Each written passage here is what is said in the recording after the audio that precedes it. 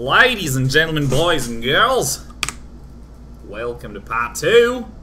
We're learning to be a better gamer from Maru. Arguably the best Terran player in the world, and he's the best fucking Terran player in the world. Wow, I didn't realize my body wanted to drool right then, but apparently it's time to gobble up some strats. And that'll help with the digestion. In part 1, we saw, I would call the two key concepts, not build orders or blah, blah, blah, anything, the two key concepts are leading up to this mid-game period. Leading up to it are lots of things to strengthen the mid-game.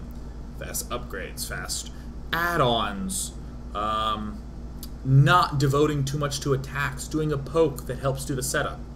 And then, second big key concept in this area, making use of all them damn buildings. Favoring production structures over expansions, favoring medevacs over everything. Oh, yeah! Let's see a second gorgeous example of this in this game, and let's see how much we can follow. This is just going to be so sexy and so elegant. And the one frown town part is that we're going to see Maru lose twice after this. Nyok, nyok, nyok, nyok, nyok. But that's okay. Maru loses twice to the arguably best Protosses player in the world. I think we can still learn how to be more Maru-y.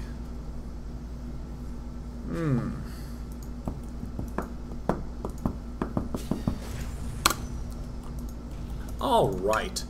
What do you know? Not a command center first. I said that there's many ways to open with the same style, and I didn't lie because I'm not an asshole. Here he comes, scouting, moving, maneuvering, checking for the proxies, and of course, building the expansion.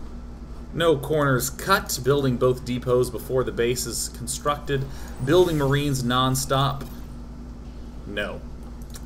Basically. Cool. We see second barracks go down, scout comes in, spots everything going on. Typically, cutting the bunker can be dangerous, but look for opportunities to do it as oft as possible. Here's what I love about Maru. As much as he loves to cut them corners, he's not going to cut it too hard. Still going to be favoring a bunker before getting the double gas.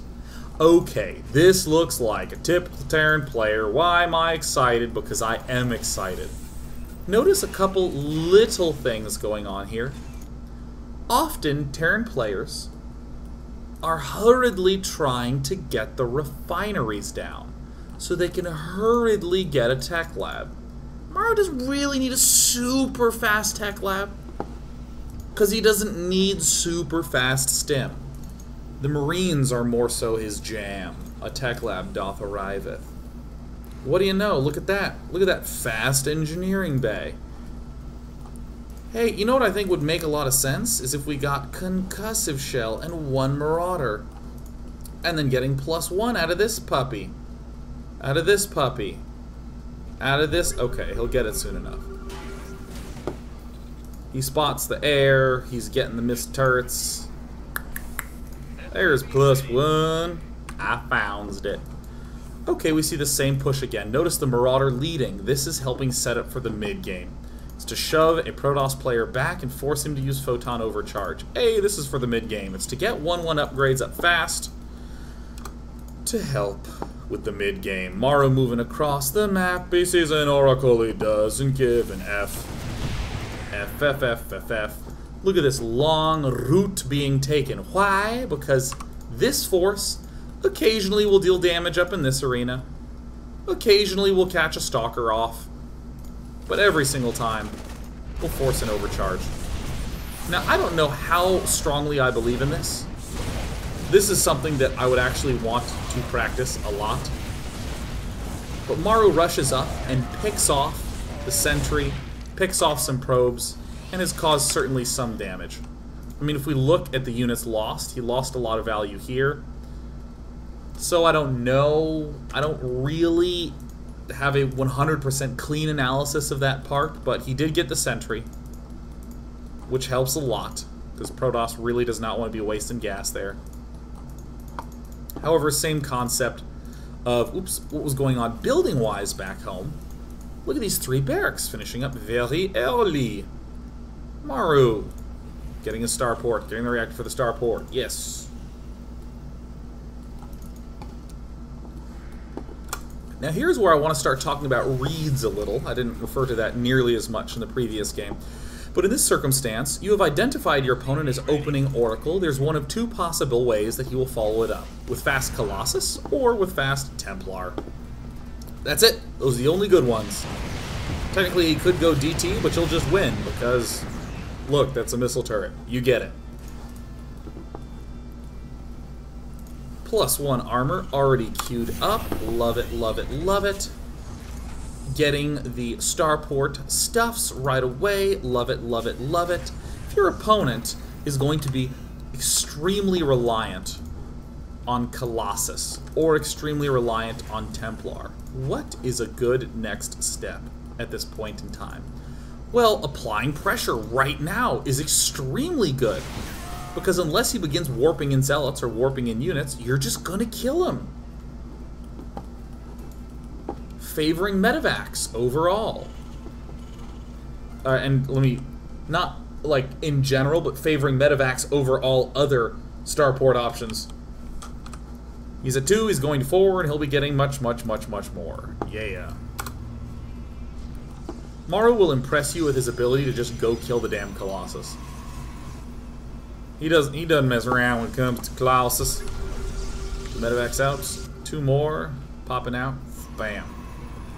Again, notice these 2 barracks coming up, favoring production in this spot. Why? Because he senses a little weakness in Protoss. He smells a little weakness. Hey, you probably can't tech right now. You probably don't have a lot of good options to defend. And here's where I want to emphasize positional play. Maru moves forward and sees these Colossus pull back. He gets revealed, and he's like, screw it, loading up. Boom! Drilling straight into the base. Positioning is so much more important than surprise in this matchup. Look at this baller. Look at this baller ass. Picking units off, picking things off, advancing forward. 2 full medevacs now. Oh, 1-1. Done. At 12 minutons. Very carefully positioned micro. Forcing overcharges. Remember that context that we looked at last game, assaulting in between bases 2 and 3, which would allow you to force an overcharge and go elsewhere? Well, look at it in action, baby. Maru is sitting up there defending his good old self. Only now are the add-ons here done. Only now are the add-ons here done. So everything that we've seen has been produced from 3 barracks. Please give great deferential respect to these 3 barracks for all their good work. Yes, great job, guys. Good effort. Also note, we don't have an armory. We're not going for 2-2. We're not going for late game. We're not going for any of that. In this position, where Maru can apply pressure like this, and can get some key kills on Colossus, you don't actually really need the Vikings, and by halting starport production, that's how you can get enough money to get the expand up. Those barracks are never going to stop pumping units out. 2 Colossus killed off because they didn't have enough support. Gateway count 3, because this was a greedy Protoss. You know what's getting produced? Medevacs. The only thing that's been produced this entire game out of those starports is the medevac. The fact that we weren't producing stuff for just a teensy bit gives us enough to be able to apply pressure. And I want you to notice how late this armory is. Most people are always trying to upgrade non-stop out of their engineering bays. Maru is electing to sacrifice that. This tiny little force at the front. The fact that these overcharges keep getting forced to the southern position mean that the center is open. Isn't that clean? Isn't that beautiful? Oh, I think that one's downright pretty. Oh, I find it to be a very pretty play. And he's gone. Okay. What I want to do now is I want to take an examination of a game that does not go very well for Maru. One that sucks ass for him. I believe it's set 1 on Frost. Beautiful. Isn't she a beaut? We're going to see the same conceptual opening from Maru. We're going to see a couple of errors, and we're going to see the period of Death Doom. The end game where Protoss seems to have all the options and Terran players feel cramped together. No! Ah! We'll answer both the start, what could have gone better for Maru in order for him to take the win, and also the end game, what can go on there for him to succeed. Even though Maru's going to lose this game, it's not the tragic, one-sided Rafflestomp that an internet forum might paint it as. It's a very beautiful game from Maru. Classic puts up an extremely strong defense, but it's Maru who we want to focus on because Protosses don't need any help right now. We're all in on focusing on the Terran.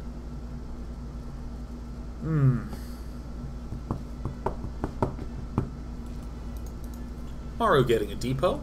Generally good practice. Planting the depot on this far side makes it much easier to micro against Zealots because we can retreat through here and he cannot go around. That's only the case if there is a proxy, but it can have some services in the late game when Warp Prism Harass comes on up. You want different openings? I'll show you different openings. We've seen a barracks command center in the last game, and now we're going to see a command center followed by a barracks in this game. 2 racks follows the first racks because anything else is risky.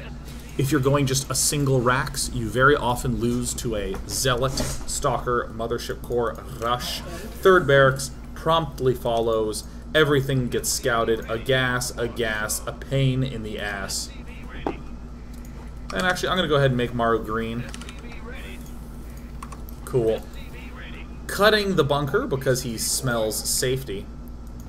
And opts to get these refineries a tad earlier. So nice. Barracks are churning, my heart burning. This build order, I'm yearning. Okay, I gotta speed it up. Tech Lab, usual tenet. Force at the front, concussive shell, and Marauder, usual stuff. I think the big error from Maru in this game is that he was checking here when he should have been checking here. You have to check all possible thirds with equal weight.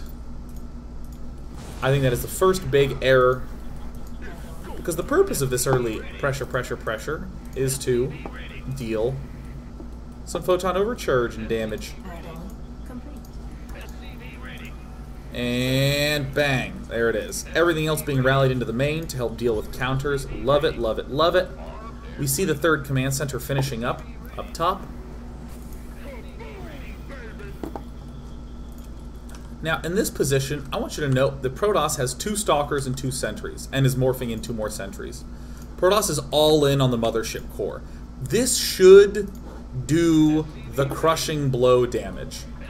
I genuinely think that if Maru had detected this earlier, he could have moved down, forced the overcharge, pulled back, and then just sent all these units in, and then just won with a 2nd round attack. Like, just crushed through, because the Mothership Core, energy comes back at 2 a second, so it won't... okay, so energy comes back at 1 every 2 seconds, so it's going to be about 100 seconds to get the energy back. Photon overcharge lasts 60 seconds, so there's a 40-second window at which there is nothing. So I think just stepping forward, seeing the overcharge and pulling back, and then it's going to be 15 Marines and 4 Marauders against a very small gateway force, of which there's only 3 gateways. I think it's clear that Maru would have had an edge. Except he has stepped forward, loses a lot, and has to retweet. I really, truly believe that Maru could have just done a bunch of damage and been in good shape. Nonetheless, most of the rest of everything we'll see is as would be expected.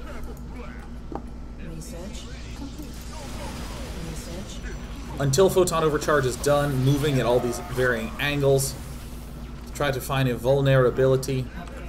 I think... I don't really know how to get it to show up with this overlay. So what I want to do is I actually want to count how much was dead. So that way I don't even have to be subjective.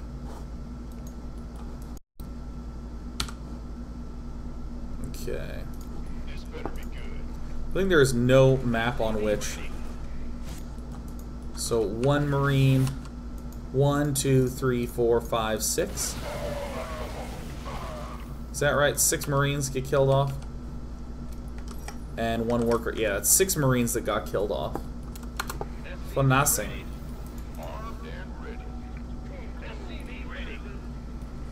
Classic's playing this very smart. He's assaulting at ramps.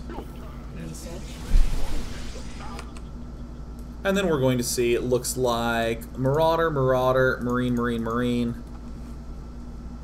So that's 6 and 3. Oh, geez. Oh, God. Yeah, that just went really bad. Okay, yeah. So that's... So I want you to add about, what is it, 2 and 10. So that's like, yeah. It's quite a lot. So I'd like you to note that we have +1 done right now. We can get +1 armor. I think this selection to expand is great. Opting to do that a little sooner. And I think that the medevacs being late, Maru's still going to be able to apply a good bit of pressure. I just think that going into the open is going to be a more profitable play. Alright, so we're hitting the mid-game. What's a Maru to do? Well, first we start to see a lot of just very nice, clean and sweet moves. Sending a couple Marines out while moving the main force out. Without medevacs. The medevacs aren't even there yet. Maru's been able to move out like this because of these 3 barracks just pumping out so many units from the start of the game. So many damn units. So the fact that Maru can cleanly and easily sweep for those proxy pylons means that, again, Maru's going to be a lot stronger in the mid-game. We also see that the 1-1, I mean, 1-1 should have been getting done at 12 minutes. We already saw that. That is what I would call the second notable error. But Maru's also just building himself quite a lot of mines. And that attack was actually a lot less one-sided than it might seem. This follow-up is what was strong. But about 800 of that was already lost from Maru beforehand. Yeah, and his macro is just so good. He just continues to just bludgeon at the front. Problem is that Classic's really good and is just going for this extra base, like, right away. But Maru, under any onus to withdraw pressure, he oh, shit. I rewound. Stop it. Stop it. Go back. Yeah, Maru can just transition back into this normal long-term play. We see some mines were made, but not a ton, not a terribly large amount.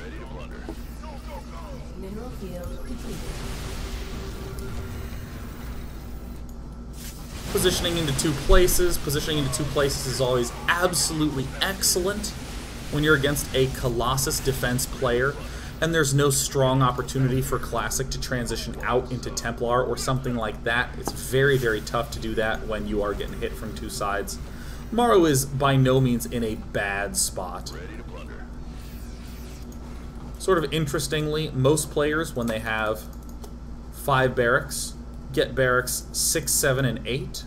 Maru goes barracks 6, 7, and Ghost Academy, and then later on goes for barracks 8. Kind of a cool little rearrangement. But 16 minutes is about the window at which, if you're Terran and you've been trying to be aggressive, that you don't really have the opportunity to split yourself up anymore. You have to start pulling back. Protosses is beginning to get some momentum. And as much as Terran would like to win in the mid-game, there's plenty of opportunities to win in this late stage of the game. For your average bear, even in the Grandmaster and all that stuff, and early WCS and stuff. I would say that if you're against some of the best Protosses in the world, it feels really hard to win in those late game situations. But You are not crippled in any way. You have 2-2, you have the double starport, you have all the tools you need. Control is a tremendous portion. Oftentimes, if Terrans improperly execute their mid-game, they're in a position where they are kind of dead. There's no good choice that they have. However, we see that Maru does have some good choices. So if I could emphasize one lesson to be learned from this game, it's that Maru has a couple of his setups where he throws some units away and isn't really able to apply that pressure that he wants to. Some of it has to do with the distances on Frost, some of it has to do with the scouting. His 1-1 not being done weakened his pressure. But even with those, Maru is still in fine shape going on to 18 minutes. And I know there's Terran players out there who are like, dude, it's not fine if Protoss is on 4 base. That's anything but fine! And I totally know what you're talking about. I totally get what you mean. These are hallucinated. I totally get what you mean. But let's be honest. You're never going to always win in the mid-game. That's a weak mindset to try to only ever win at one stage in the game. I think Maru is playing absolutely beautifully. And I will emphasize his composition at this point in time. There's some Ghosts, there's some Vikings, but not a ridiculous amount of Vikings. Mostly Marauders and Marines. I don't know how strongly I feel about those late game compositions. If I did want to get a strong feeling, I would study Liquid Teja and see exactly how he does his late game army mixes, because he's very good in late game. But what we tend to see out of Maru is that even though he can't kill the Colossus as fast, he has so much bio that, as we see there, even accepting storms and the warm embrace of the Colossus, Maru is actually able to punch through. But I think what makes Frost such an unbelievable bitch to play in this matchup is that this 4th is like impossible to hit. You can't hit that 4th. I really hate playing this map as Terran. And by that I mean I love spawning as Protoss in this matchup on this map. Because once you secure this base, I mean, you're in very, very, very, very good shape. I mean, just look, this is so hard to hit. But again, Viking count not going to like 18, 20 that we sometimes see. Chillin'. At around 11. 11, 12, 10, 11, 12, thereabouts. Still getting hit in all the places as usual. I think there is an opportunity or something to be said for going Planetary Fortress here or Planetary Fortress here. Pult likes these forward planetaries to sort of control space. I also think there's something to be said for having just a pinch of mines in these late game situations for when you know there's going to be lots of zealots. Just a hint of mines, like 2 to 4, just a tickle of mines in these late game spots. Just a pinch. And there are alternative counterplays that Maru can do on other maps, but not as much this one. There's nuclear frickin' bombs are another good option late game. Classic already has this in lockdown, so I think Maru is going to be relegated to direct engagements, but I would like at least to state those options are there.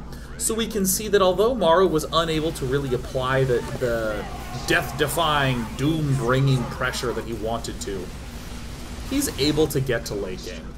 And again, we see the big struggle that Terrans have versus Protoss represented by this pack. Warpins can always answer any little counter-aggression. Although Maru is playing his heart out.